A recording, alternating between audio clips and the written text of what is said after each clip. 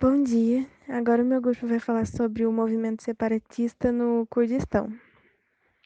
O grupo é formado por mim, Daniela Cristina Coutinho, pela Isabela, pela Júlia Gonzaga, pela Sofia e pela Thalita. Bom, o Kurdistão, que vem do persa, significa Terra dos Curdos. É uma região que faz parte da Turquia, Irã, Síria e Iraque. Ela possui uma organização em sistema de clãs e tem sua língua oficial que é o curdo. A maioria das pessoas que habitam esse lugar tem como religião o islamismo sunita. A área é cerca de 500 mil quilômetros quadrados e possui uma população média de 30 milhões de habitantes. Eu também acho interessante citar que eles constituem a mais numerosa nação sem Estado no mundo. Bom, falando um pouco sobre a geografia do Kurdistão, as terras elas possuem um relevo acidentado, o que compreende basicamente a Cordilheira de Zagros e o norte da Alta Mesopotâmia. O ponto mais alto fica na fronteira Turquia-Armênia, que é onde se localiza o Monte Ararat. Esse monte ele tem dois picos, que é o grande, o pico mais alto, que tem uma altitude de 5.137, e o baixo, que é o pico mais baixo, que tem altitude de 3.896. Esse monte, na tradição judaico-cristã, está associada com as montanhas do Ararat, que é onde, segundo o livro do Gênesis, a Arca de Noé estaria supostamente localizada. Também desempenha um papel significativo no nacionalismo e redentismo armênio.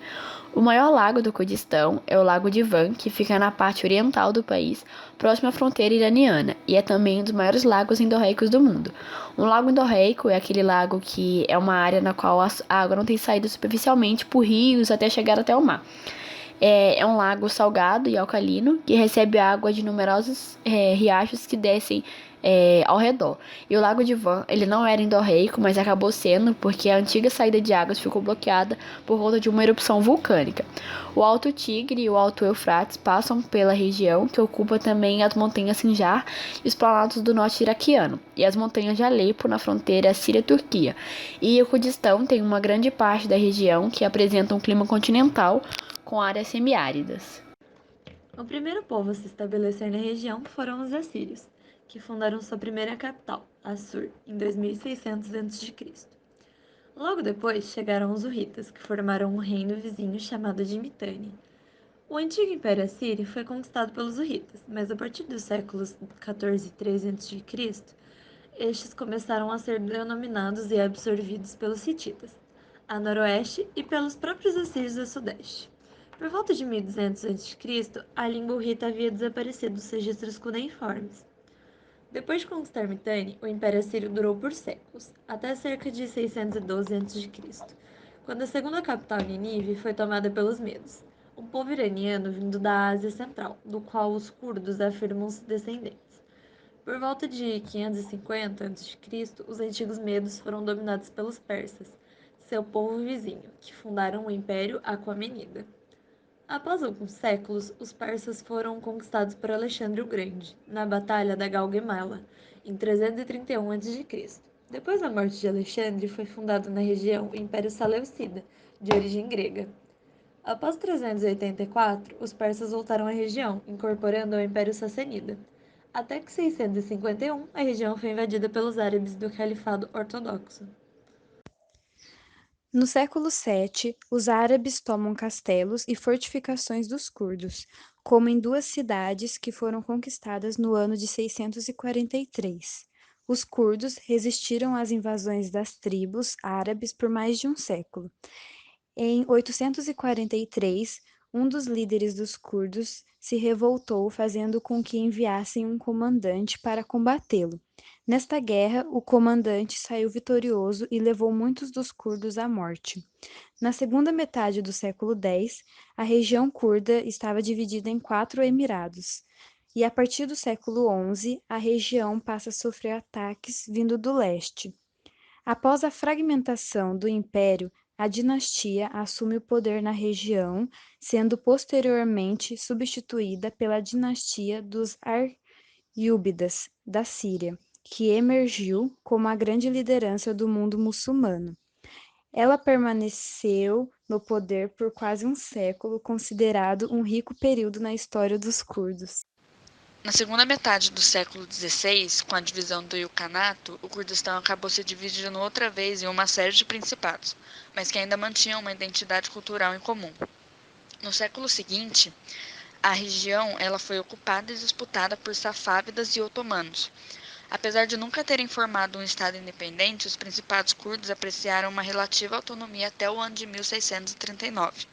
Nesse ano, o Kurdistão ele foi repartido entre os impérios persa e otomano pelo Tratado de Zurab, que foi um acordo assinado entre o Império Safávidas e o Império Otomano. Depois da Primeira Guerra Mundial, o Tratado de Sèvres delimita a fronteira para o Kurdistão se tornar livre, mas a Turquia ela acabou rejeitando. Em 1923, com o Tratado de Lausanne, parte do Kurdistão é integrada ao Iraque e à Síria, e a outra permanece na Turquia e o Irã. No fim de 1925, o Kurdistão ele ficou dividido entre esses 4 países, sendo privado da sua própria cultura.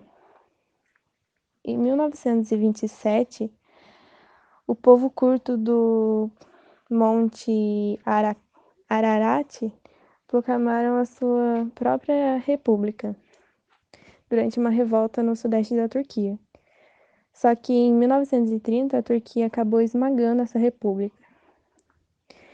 Durante a Segunda Guerra Mundial, os curdos eles criaram uma luta armada para fazer sua independência. Ela chegou até a ser reconhecida pela União Soviética, que era a República de Mahabad, em 1946. Mas rapidamente o Irã já interferiu e venceu.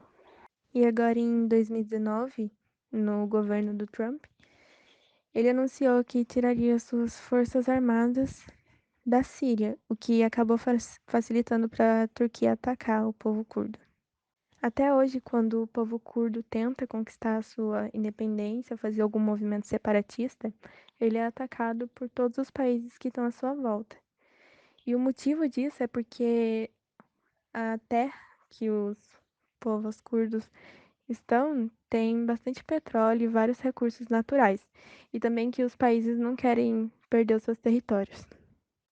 O povo curdo almeja conquistar a independência política e territorial do Iraque, Irã, Síria e Turquia. A luta deles pela autonomia vem sendo reagida de uma forma muito violenta, principalmente pelo Iraque e pela Turquia. Na década de 80, Saddam Hussein, que era o ditador do Iraque, ele usou armas químicas para matar quase 5.000 curdos que estavam estabelecidos em uma região rica de petróleo. Por conta disso, o Iraque ele sofreu uma grande pressão internacional para organizar um projeto de autonomia parcial para os curdos. Então foi desenvolvida uma zona de segurança localizada na região norte do país. A luta desse povo aparentemente está longe de chegar em uma solução satisfatória, porque nenhum desses países está disposto a abrir mão da sua parte territorial para ser repassada a essa nação que vive subordinada.